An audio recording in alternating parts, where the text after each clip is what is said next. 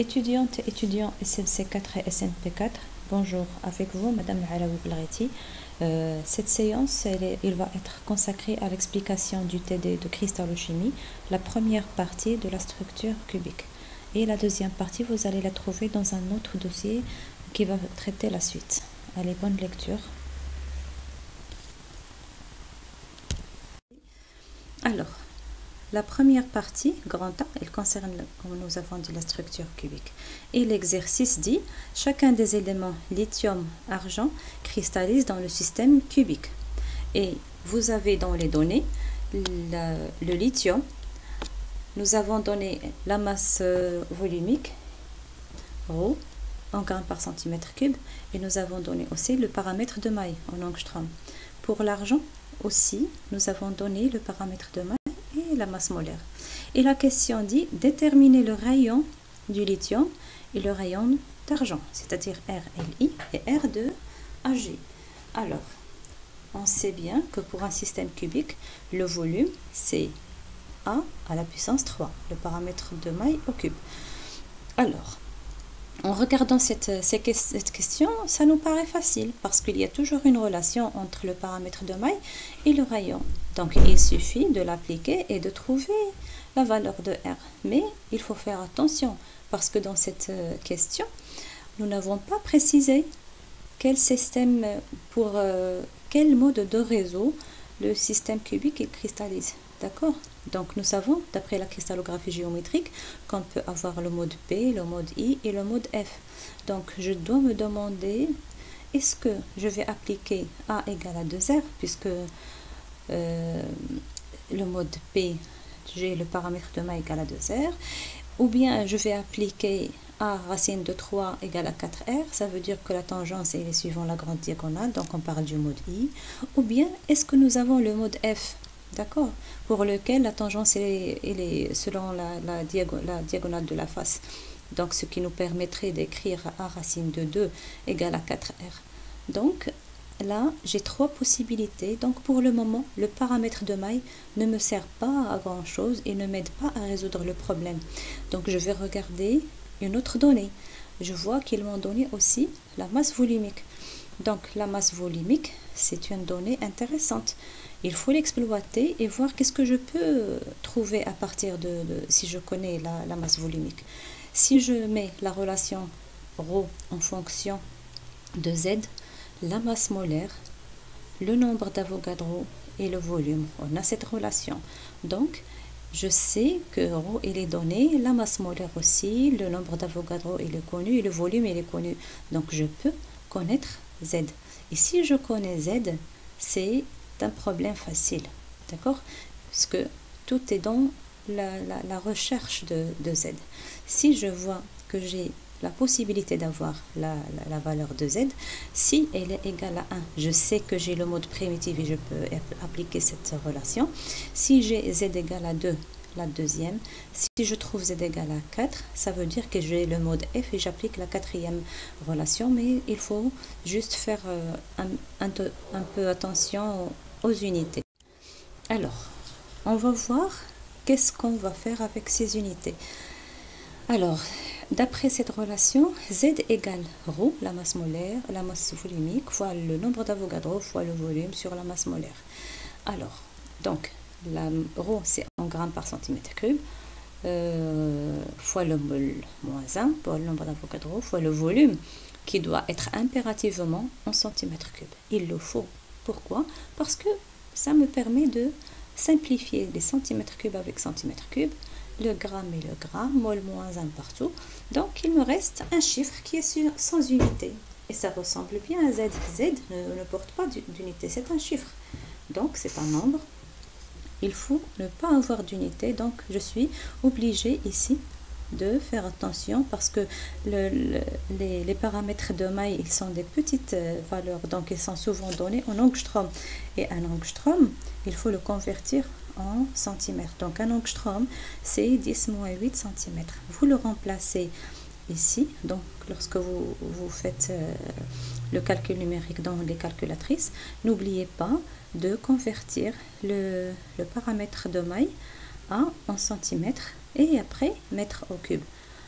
Donc, vous faites votre calcul et vous avez la valeur de Z qui est égale à 2,001, puisqu'on sait que Z c'est un entier, donc le plus proche entier c'est 2. Donc, je comprends que le lithium cristallise dans une structure cubique centrée, c'est-à-dire le mode I. Et bien sûr, puisque le mode I, c'est lui où on a les 8 atomes au sommet, 8 fois 1 huitième, plus un atome au centre qui compte pour 1. Donc, on trouve que Z égale à 2. Alors, voilà le mode centré. Et nous écrivons ici que, puisque la tangence est selon la grande diagonale, donc ici, vous avez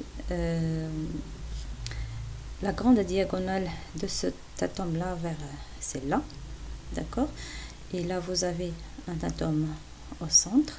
Donc, cette distance de ce sommet jusqu'à ce sommet, c'est la grande diagonale, c'est A racine de 3 égale à R, 2R, 3R et 4R. Vous voyez ici sur le schéma qu'il y a du vide entre les sphères, entre les lithiums. Mais en réalité, ils sont posés l'une sur l'autre. Donc, il n'y a pas du tout de vide. Donc, ce vide-là n'existe pas. Il y a une grande sphère ici qui est en contact avec une grande sphère ici. Donc, il n'y a pas de vide. C'est pourquoi on a A racine de 3 égale à 4R.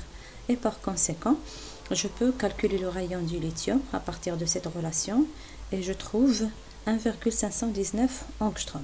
Ici, vous laissez A en angstrom et vous donnez le résultat en angstrom. C'est pas la peine de le donner en centimètres parce que ces valeurs-là, comme je vous ai dit, elles sont petites et il vaut mieux les exprimer en angstrom. Alors là, on va faire la même chose pour l'argent et on va calculer Z de l'argent et on va trouver que, excusez-moi, on va trouver que Z égale à 4. Comme vous voyez, je n'ai pas oublié ici de convertir en centimètres. Alors Z égale à 4, donc je comprends que l'argent il cristallise dans une structure qui est cubique à face centrée. Bien sûr, c'est là, dans le cubique à face centrée, que je trouve les 8 sommets fois 1 huitième et les 6 atomes qui se trouvent dans le milieu des faces. D'accord? Donc, ils sont partagés entre deux mailles. Donc, on multiplie fois 1,5. Donc, on trouve finalement que Z égale à 4. Ici, la structure CFC, nous avons une tangence suivant la diagonale de la face. Ici, entre cet atome-là et cet atome-là. Les deux atomes entre les deux sommets ne se touchent pas. Et comme vous voyez ici, le centre de la maille, il n'y a aucun atome. Donc, il n'y a pas de tangence. Donc, la tangence qui peut exister les plus proches ici, c'est A racine de 2 est égale à 4R. Comme vous voyez ici, dans cette face, vous avez la face et vous avez l'atome au centre de la face et les deux sommets et il n'y a pas de vide. D'accord? Même si, comme tout à l'heure, même si vous voyez ici le vide, il n'existe pas ce vide-là. Et par conséquent, je peux écrire que la diagonale de la face à racine de 2 est égale à 4R et je peux calculer le rayon de l'argent.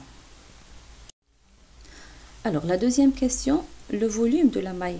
Donner le volume de la maille en fonction du rayon atomique. Donc, je n'ai pas, ici, regardez bien la question, c'est pas calculé, c'est donné en fonction de R. Donc, ne faites pas de calcul. Alors, dans un cubique centré, pour le lithium, si je veux calculer le volume du lithium, c'est A à la puissance 3.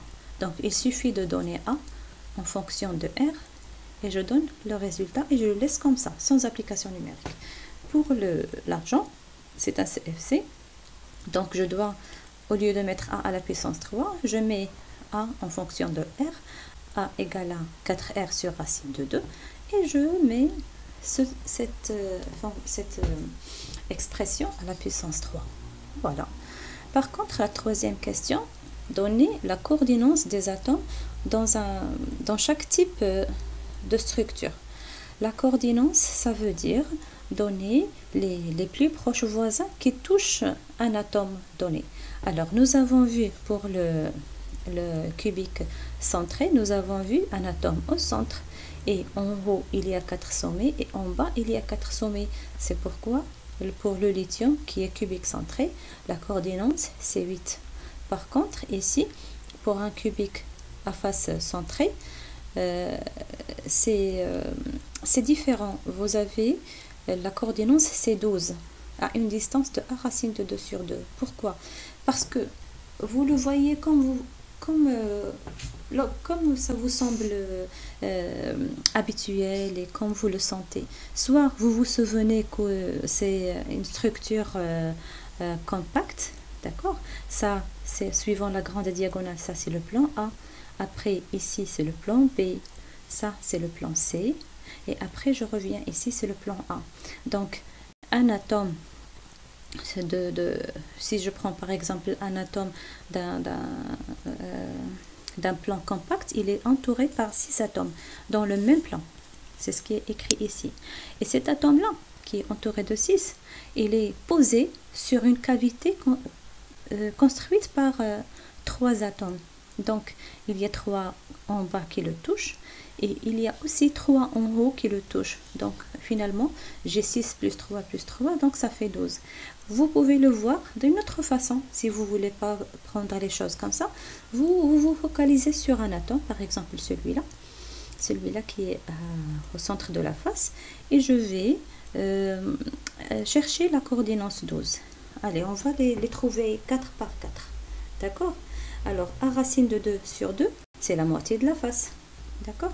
C'est la moitié de la diagonale de la face.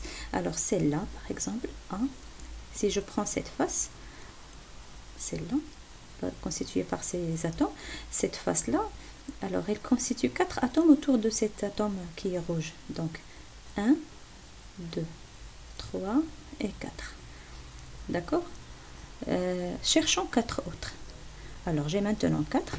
Je vais aller chercher a racine de 2 sur 2. Par exemple, celle-là, il y a cette distance qui est égale à a racine de 2 sur 2. Pourquoi? Parce que je vais ici faire a sur 2, a sur 2. Donc, automatiquement, ici, j'ai racine de 2 sur 2. Alors, la deuxième, c'est celle-là. Parce que vous avez ici a sur 2, a sur 2. Donc, cette distance, c'est a racine de 2 sur 2. Donc, puisque vous avez 2 à gauche, vous avez les mêmes à droite. Et comme ça, vous avez 4. Plus les 4 qu'on a compté tout à l'heure, ça fait 8. Il suffit maintenant de trouver 4 pour compléter 12. Alors, je vais faire la même chose. A sur 2, A sur 2. Je trouve cet atome en haut. Je reviens à l'atome qu'on considère et je fais A sur 2, A sur 2. Donc, c'est là.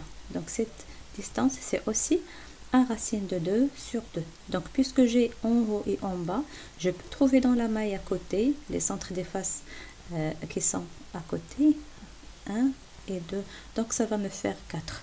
Donc, 4 et 4 et 4, finalement, je trouve 12. Pour la quatrième question, l'empilement des atomes ne permet pas l'occupation totale du volume de la maille. Le vide limité par un certain nombre d'atomes est dit site interstitiel. Ça veut dire quoi? Ça veut dire, même si je serre avec les atomes rigides, qui sont solides, qui ne sont pas, on ne peut pas les déformer. Donc, même si on les met côte à côte et on les serre, obligatoirement, il y a un vide entre les sphères, entre les atomes. Et ce vide-là, on le nomme, son nom, c'est un site interstitiel. D'accord? Ou bien une position interstitielle. On peut l'appeler aussi une cavité. Donc, tous ces noms-là veulent dire la même chose. C'est un vide, une cavité, un site interstitiel. Donc, il peut avoir deux formes. Soit sous forme de site tétraédrique, c'est-à-dire entouré par 4 atomes, ou bien site octaédrique, c'est-à-dire les plus proches voisins sont 6. Alors, cherchons. La question, c'est de donner le nombre, d'accord, et la forme. La forme, maintenant, on sait qu'il y a octaédrique et tétraédrique. Ça, c'est pour répondre à la forme. Maintenant, le nombre. Alors, quel est le nombre de sites octa et le nombre de sites tétra dans un CFC? C'est une information qu'il faut impérativement prendre. Parce que le jour de l'examen, ce n'est pas le moment de les chercher. Il faut les connaître. Et dès que je pose mon regard sur la structure, je dois être capable de localiser ces sites. Parce que c'est là où ils vous demanderont de mettre cet atome, ou bien un autre atome, ou bien un cation, ou bien d'insérer un anion dans les sites tétra, ou bien dans la moitié des sites tétra. Si je ne sais pas où sont les sites tétra, là, je ne pourrai pas répondre. Donc, il faut que je sois capable de les rapidement connaître. Alors, regardons pour un cubique à face centrée. Voilà, c'est ceux en bleu, ce sont les sites, et j'ai mis ce sont les CFC. Et là, en noir, j'ai mis les positions des sites octaédriques. Alors, celle-là au centre, il est entouré par 1, 2, 3, 4 dans le même plan, un en haut et un en bas. C'est pour former le site tétraédrique. La même chose, si je prends 1, 2, 3 et 4 avec celui en bas et celui en haut, je vois que la moitié de l'arête, c'est aussi un site octaédrique. Donc, dès que je trouve une arête, la moitié, c'est un site tétraédrique avec le centre. Donc, le calcul, ça devient facile. Hadi li hiya au centre, il est propre à la maille, c'est 1 fois 1. Et les 12 qui sont dans les arêtes, chaque arête, elle est commune entre 4 mailles. Donc 12 fois 1 quart. Ça nous permet de faire le calcul et je trouve que j'ai 4 sites octaédriques par CFC. Alors maintenant, il faut localiser les sites tétraédriques. Alors vous avez toujours cubique à face centrée. Il faut être capable, dès que je vois la structure, je dois dire les sites tétraédriques, ils se trouvent dans cet emplacement. D'accord? Il faut être très très vigilant, très rapide, faire la transition pour même laisser le temps pour aller résoudre d'autres choses, faire des calculs. Vous avez plein de choses à faire dans un exercice, donc ne restez pas bloqué à chercher. Ce n'est pas le moment de chercher où sont. Il faut les localiser et dire voilà, là c'est un site tétraédrique, point. Je passe à autre chose. Alors, les sites tétraédriques dans le CFC, vous retenez très bien qu'ils existent dans Z égale à 1 quart. Nous avons 4 atomes à l'intérieur de la maille. Et vous avez 4 atomes aussi, 4 positions tétraédriques dans le site, dans la cote Z égale à 3 quarts. Parce que chaque emplacement, c'est un site tétraédrique. Si vous regardez le petit cube d'arête A sur 2, vous avez 2 en haut et 2 croisés en bas. Ici, c'est un tétraédrique. Si vous vous focalisez sur celui-là qui est devant, vous avez 2 en haut et 2 en bas qui sont croisés, 2 en haut et 2 en bas croisés pour chaque emplacement. Donc vous avez 8. Et là, vous jetez juste votre attention à ce que 4 et 8, c'est Z. C'est 2 fois Z. C'est logique parce que les sites tétraédriques, ils sont plus petites, donc ils sont plus nombreuses. Ils sont plus grandes, donc bien sûr, je ne vais pas trouver beaucoup. Donc ici, c'est Z. Et les sites tétraédriques, c'est 2 fois Z, le double.